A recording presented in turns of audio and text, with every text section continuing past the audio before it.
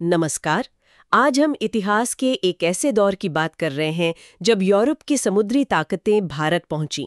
ये वो समय था जिसने, आप कह सकते हैं, यहाँ का नक्शा ही बदल दिया। हाँ, बिल्कुल एक बहुत ही महत्वपूर्ण मोड़ था भारतीय इतिहास में। हमारे पास कुछ पुराने लेख हैं, नक्शे हैं, टाइमलाइन है, जिनसे हम इस पूरी कहानी को समझने की कोशिश करेंगे। सही। तो समझने की कोशिश ये रहेगी कि ये यूरोपियन शक्तियां यहाँ आईं क्यों, मतलब क्या खींच लाया उन्हें इतनी दूर, कौन कब आया, कहाँ जमा, और सबसे जरूरी, इसका हम पर असर क्या पड़ा। हाँ, तो चलिए इसी को खोलते हैं।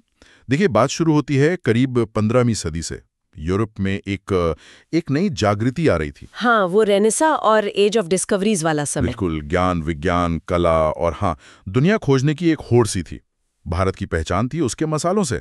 काली मिर्च, लौंग, दालचीनी। यूरोप में इनकी डिमांड बहुत थी और मुनाफा जबरदस्त। लेकिन जो पुराने रास्ते थे जमीन वाले, उन पर तो शायद दूसरों का कब्जा था, ऑटोमन साम्राज्य वगैरह। हाँ, वही बात है। उन रास्तों पर ऑटोमन या वेनिस जैसे बिचौलियों का कंट्रोल था। वो बहुत टैक्स लगाते थे।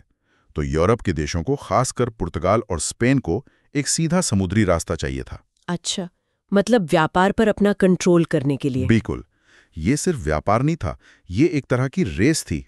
कौन ज्यादा ताकतवर बनेगा, किसका दबदबा होगा। फिर जहाज बनाने की तकनीक भी बेहतर हो रही थी, समुद्री यात्रा आसान हो रही थी। और शायद कुछ और भी वजह थी, धर्म या। हाँ, वो भी था। नए इलाके जीतना, ईसाई धर्म का प्रसार करना, अपने देश का नाम ऊंचा करना, ये सब मिले जुले मकसद थे। बाद में जैसे जैसे यूरोप में इंडस्ट्री बढ़ी, कच्चे माल की जरूरत भी एक कारण बन गई। तो इस रेस में सबसे पहले कौन निकला? पुर्तगाली। 1498 वास्को डे गामा कालीकट पहुंचा।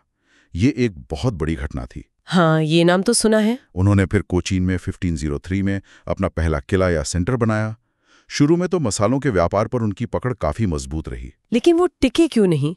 मतलब अंग्रेजों की तरह मुगली हरकत है। इनसे वो स्थानीय लोगों में ज्यादा लोकप्रिय नहीं हो पाए। असर कम होता गया। गोवा दमन दीव में वो आखिर तक 1961 तक रहे, लेकिन बाकी जगहों से उनका प्रभाव खत्म हो गया था। पुर्तगालियों के बाद फिर डच आए। हाँ, डच। वो भी समुद्री व्यापार में माहिर थे। 1605 में उन्होंने मसूलीपट्टनम में फैक्ट्री खोली। अच्छा। पर सच कहें तो उनका मेन फोकस भारत से ज्यादा इंडोनेशिया पर था। वो मसाला द्वीप जिन्हें कहते हैं। भारत में उन्हें अंग्रेजों से कड़ी टक्कर मिली और एक लड़ाई थी, कुलाचेल की लड़ाई 1741 में, त्रावणकोर के राजा से। उसमें हारने के बाद उनका असर काफी कम हो गया। आखिरकार 19वीं सदी आते आते उन्होंने अपनी बस्तियां अंग्रेजों को सौंप दी। और फिर एंट्री होती है अंग्रेजों की, ईस्ट इंडिया कंपनी। ये तो नाम से लगता है कोई कंपनी होगी बस। हाँ, शुरू में तो यही था। 1600 में बनी थी ये कंपनी। असल में ये लंदन के कुछ व्यापारियों का ग्रुप था जिन्हें रानी एलिजाबेथ ने पूरब के साथ व्यापार का एक अधिकार दिया था। अच्छा, मोनोपोली। बिल्कुल। वो 1608 के आसपास सूरत पहुंचे। शुरू में उन्हें भी पुर्तगालियों का सामना करना पड़ा, लेकिन धीरे धीरे उन्होंने पैर जमा लिए। सूरत, फिर मद्रास, बॉम्बे, ये सब उनके सेंटर बन गए। और मुगलों से इजाजत कैसे मिली? उन्होंने डिप्लोमेसी का इस्तेमाल किया। सर थॉमस रो जहांगीर के दरबार में गए और काफी सारी व्यापारिक छूट हासिल की। ये बड़ा दिलचस्प है कि एक व्यापारिक कंपनी धीरे धीरे शासक बन गई। ये कैसे हुआ? कोई खास मोड़? हाँ, ये एकदम से नहीं हुआ, धीरे धीरे हुआ। लेकिन प्लासी की लड़ाई 1757, वो एक टर्निंग पॉइंट माना जाता है। प्लासी, हाँ। वो असल में एक लड़ाई कम, अंग्रेजों की कूटनीतिक जीत ज्यादा थी। इसके बाद बंगाल पर उनका कंट्रोल हो गया, फ्रांसीसी असर लगभग खत्म हो गया और यहीं से भारत में उनके राज की नींव पड़ी। क्लाइव, हेस्टिंग्स जैसे गवर्नरों ने फिर इस कंपनी राज को फैलाया। और ये सिलसिला चला और 1947 तक। हाँ, पूरे 200 साल लगभग। आजादी का आंदोलन, दूसरा विश्व युद्ध, इन सब ने मिलकर उनके राज को खत्म किया। अच्छा, अंग्रेजों के अलावा डेनिश और फ्रांसीसी भी थे। उनका क्या रहा? हाँ, डेनमार्क वाले भी आए थे।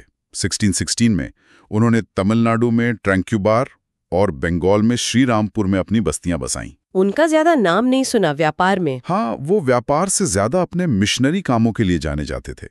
श्रीरामपुर प्रेस काफी मशहूर हुआ था। खैर, 1845 में उन्होंने अपनी बस्तियां अंग्रेजों को बेच दी। और फ्रांसीसी? वो तो शायद अंग्रेजों के बड़े कॉम्पिटिटर थे। बिल्कुल। फ्रांसीसी थोड़े बाद में आए। 1668 में सूरत में फैक्ट्री खोली। पौंडीचेरी उनका मेन गढ़ बना 1674 में। हाँ, पौंडीचेरी तो आज भी। हाँ, वहां फ्रांसीसी प्रभाव दिखता है। उनके एक गवर्नर थे डुप्ले। वो बहुत महत्वाकांक्षी थे। डुप्ले? हाँ। उनका क्या खास था? डोबले ने एक नई चाल चली। उसने समझा कि भारतीय राजा आपस में लड़ते रहते हैं, तो क्यों ना उनकी लड़ाई में दखल देकर अपना फायदा उठाया जाए। अच्छा, मतलब लोकल पॉलिटिक्स में एंट्री। हाँ, और उसने ये भी शुरू किया कि यूरोपीय ट्रेनिंग देकर भारतीय सैनिकों की फौज बनाई जाए।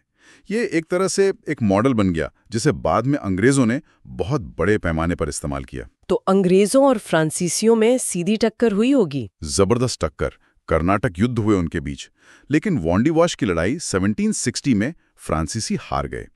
इसके बाद भारत में उनकी राजनीतिक महत्वाकांक्षाएं लगभग खत्म हो गईं और उनका असर पौंडीचेरी और कुछ और छोटी जगहों तक ही सिमट गया। तो अगर हम क्रम देखें, पुर्तगाली 1498, फिर डच 1605, फिर अंग्रेज 1608, डेनिश 1616 और आखिर में फ्रांसीसी 1668। हाँ, मोटे तौर पर यही क्रम था। इस सब का भारत पर कुल मिलाकर क्या असर रहा, संक्षेप में? देखिए, असर तो बहुत गहरा और कई तरह का था। पहली बार भारत ने यूरोपीय साम्राज्यवाद का सीधा अनुभव किया। अंग्रेजों के राज में पहली बार पूरा उपमहाद्वीप एक तरह की राजनीतिक छतरी के नीचे आया, भले ही वो शासन बाहरी था। पश्चिमी तरीके के कानून, एडमिनिस्ट्रेशन लागू हुए, और जैसा मैंने कहा, फ्रांसीसियों ने सेना में भारतीयों की भर्ती और लोकल राजनीति में दखल की जो शुरुआत की, उसे अंग्रेजों ने बहुत आगे बढ़ाया। तो कुल मिलाकर व्यापार का लालच, मुनाफे की होड़, यूरोप की आपसी दुश्मनी और दुनिया में अपना दबदबा बनाने की चाह, ये सब इन ताकतों को भारत खींच लाया। हाँ, बिल्कुल। कहानी पुर्तगालियों से शुरू हुई। डच, अंग्रेज, डेनिश, फ्रांसीसी सब आए, लेकिन बाजी मारी अंग्रेजों ने। और उन्होंने भारत पर एक बहुत लंबा और गहरा असर छोड़ा। हाँ, यकीनन। और यहाँ एक सवाल सोचने लायक है, जो हमारे स्रोतों से भी उभरता है, कि इन अलग-अलग यूरोपीय शक्तियों की जो रणनीतियां थीं, व्यापार की, राजनीति की, उनमें क्या बुनियादी अंतर थे? और कैसे उन अंतरों ने ही शायद ये तय कर दिया कि कौन आखिर में कामयाब होगा और कौन दौड़ से बाहर हो जाएगा। ये सोचने वाली बात है।